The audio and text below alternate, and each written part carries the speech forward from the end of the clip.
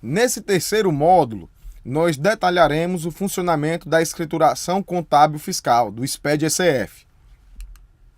Nós vamos entender nesse terceiro módulo como que se deu a regulamentação da ECF até a chegada da IN 1422 de 2014.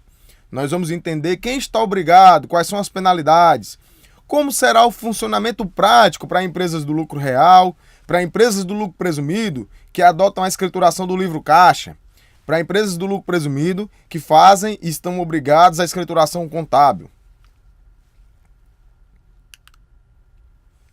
É importante que a gente consiga diferenciar bem os conceitos de ECD e de ECF, pois a ECD ela é peça fundamental para a elaboração da escrituração contábil fiscal. O SPED contábil ele tem por objetivo apresentar a escrituração contábil independente de norma fiscal ou critério de apuração de tributos. Ou seja, o principal objetivo do SPED contábil é substituir a escrituração convencional em papel. Então, você no seu arquivo do SPED contábil vai apresentar a sua contabilidade seguindo todas as novas normas brasileiras de contabilidade. Vai ser uma contabilidade puramente societária. Já a ECF, a escrituração contábil fiscal, ele é um novo formato de apresentação do cálculo e de toda a apuração do imposto de renda e da contribuição social.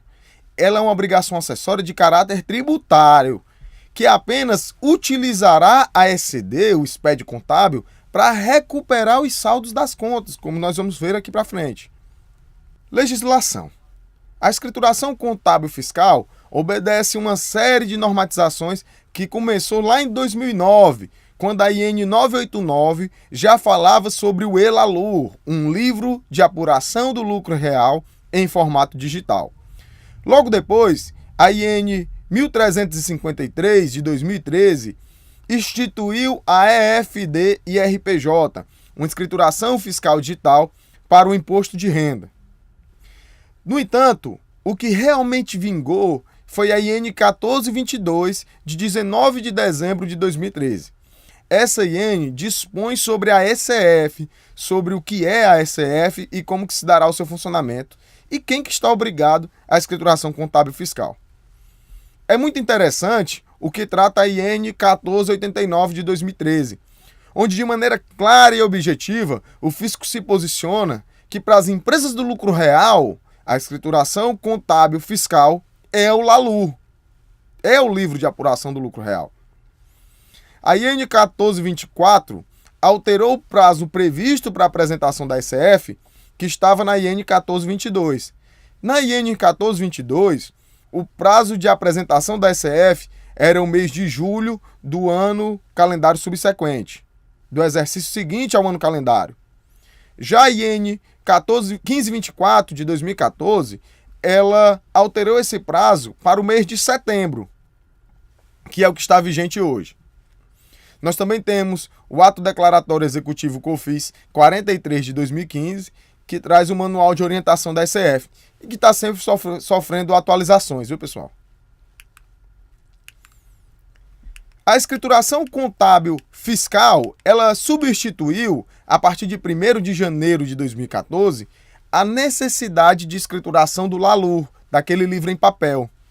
Eu sempre digo nos treinamentos que o LALUR era aquele livro que nós fazíamos, imprimíamos, assinávamos e deixávamos guardado. Dificilmente o Fisco Federal chegava para nos exigir aquele livro. Agora não. Esse livro ele vai passar a ser em meio digital.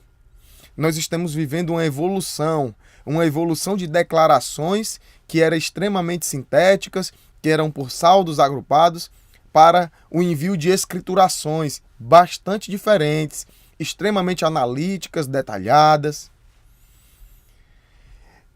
A escrituração contábil fiscal substituiu a necessidade de escrituração do LALUR, substituiu também a necessidade do envio da DIPJ, da Declaração do Imposto de Renda das Pessoas Jurídicas.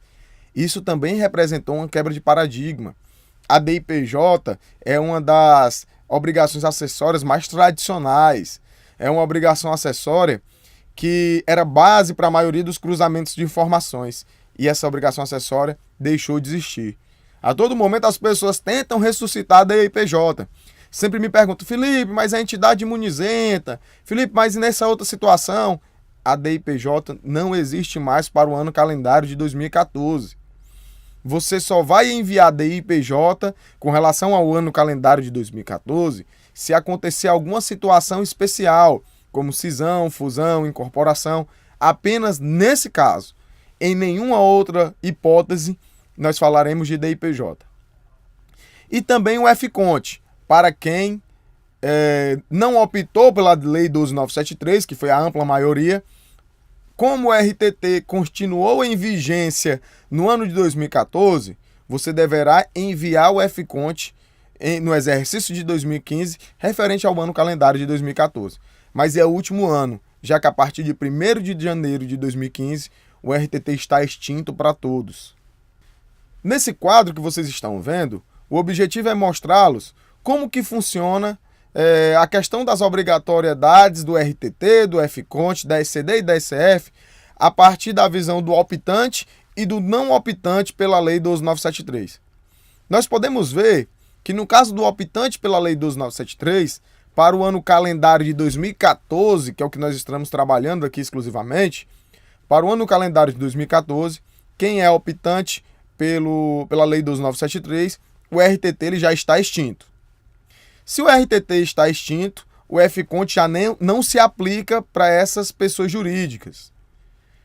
Já o SPED contábil, dependendo da sua modalidade de tributação, você deve enviar até 30/6/2015 e a ECF até 30/9/2015. Já o não optante pela 12.973, que é a grande maioria, o RTT permaneceu vigente no ano calendário de 2014. Como o RTT permaneceu vigente no ano calendário de 2014, você deve fazer o FConte em 2015, relativo ao ano calendário de 2014, utilizando o plano de contas de 2013, o plano de contas referencial, ou seja, o seu sistema vai ter que permitir que você faça 2 mapeamentos.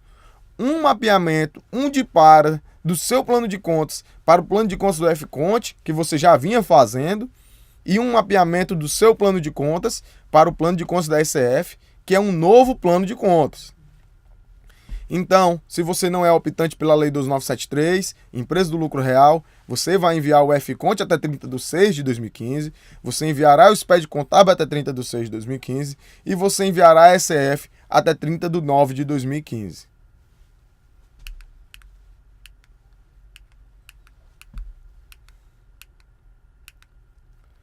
Vamos trabalhar agora alguns conceitos relacionados à escrituração contábil fiscal. A escrituração contábil fiscal, a ECF, o SPED-ECF, ela é uma obrigação acessória de caráter fiscal tributário, destinada a todas as pessoas jurídicas, lucro real, lucro presumido, lucro arbitrado e entidades imunes e isentas. Pessoal, para o SPED contábil, existe uma regra com relação à obrigatoriedade das empresas do lucro presumido. Só algumas empresas do lucro presumido estiveram obrigadas ao SPED contábil, aquelas que distribuírem lucros acima da presunção sem a incidência do imposto de renda retido na fonte. Quando a gente fala de ECF, não existe regra específica. Todas as empresas do lucro real, todas as empresas do lucro presumido e todas as empresas do lucro arbitrado estão obrigados a enviar a escrituração contábil fiscal. Já para as entidades imunes isentas, existe uma regra específica. Lembrando que as regras de obrigatoriedade de envio da escrituração contábil fiscal não levam em consideração se você teve ou não movimento. Sem movimento não significa sem fato contábil. Pode ser que você não tenha tido faturamento no período, mas você pode ter tido fatos contábeis, eventos como depreciação, incidência de algum tributo, pagamento de água, de aluguel, pagamento de luz, etc. Então, tendo essas informações, tendo esse tipo de evento, esse tipo de movimentação, você teve fato contábil e você deve enviar a ECF, se você estiver em um dos casos da obrigatoriedade.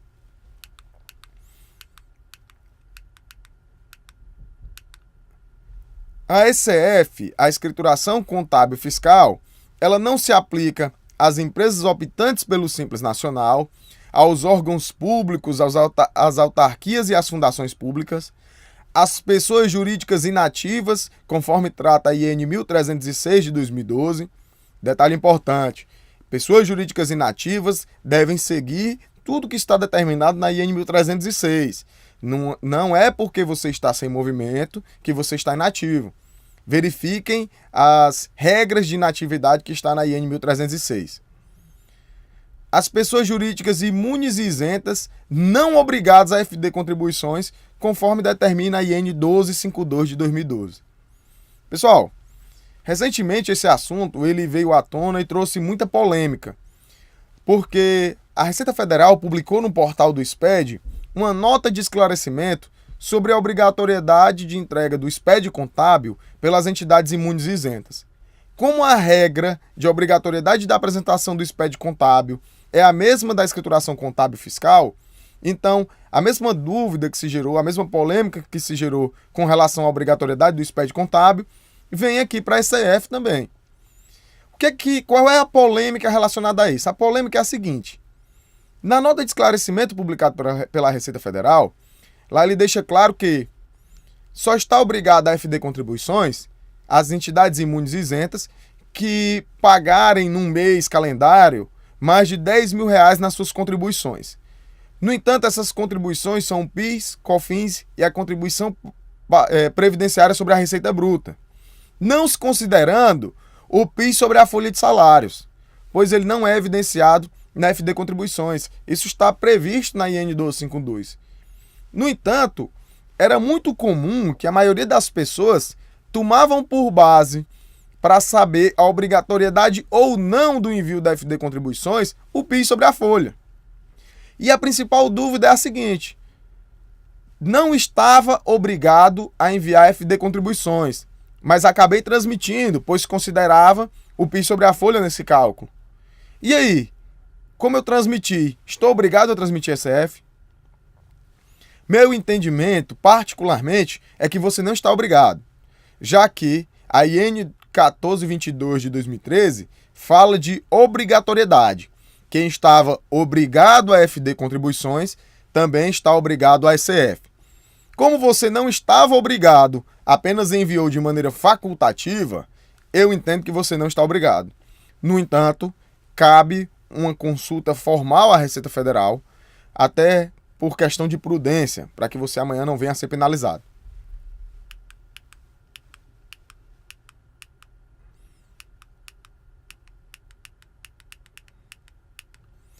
Assinatura.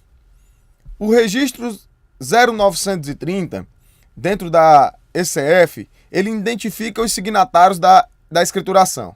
São obrigatórias duas assinaturas: a do contabilista, que deve assinar com seu SCPF, que pode ser do tipo A1 ou A3, diferente do SPED contábil, que só aceita o tipo A3, tá?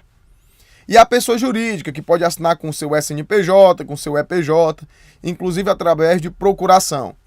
Ou seja, se o contabilista também tiver procuração da pessoa jurídica, procuração da Receita Federal, ele poderá assinar SF. Geralmente sempre se traça aqui um paralelo entre como é que é a assinatura no SPED contábil e como é que é a assinatura da SF. Vocês viram que no SPED contábil a assinatura é por meio do certificado A3 e deve ser assinado sempre com SCPF do contabilista e do representante na junta comercial. Já quando se trata de SF, o certificado pode ser dos tipos A1 ou A3, assinado com SCPF do contabilista e com SNPJ da empresa ou procuração da Receita Federal.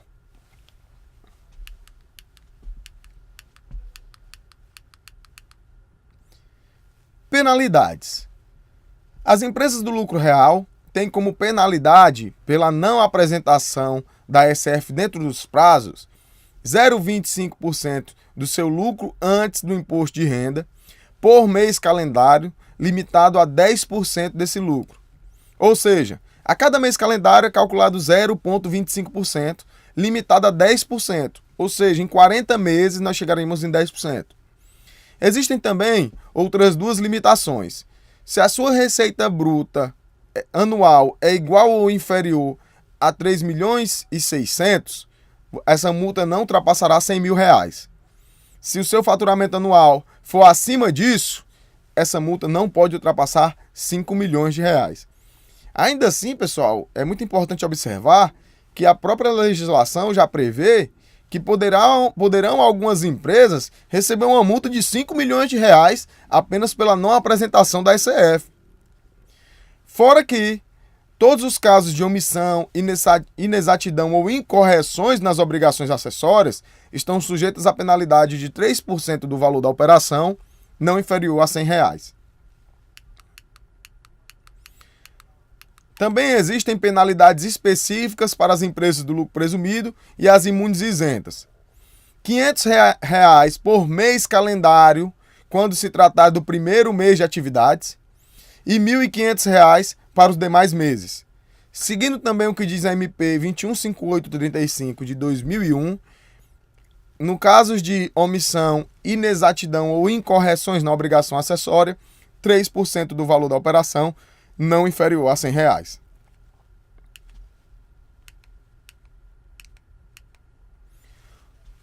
Prazos. Quais são os prazos para envio da escrituração contábil fiscal?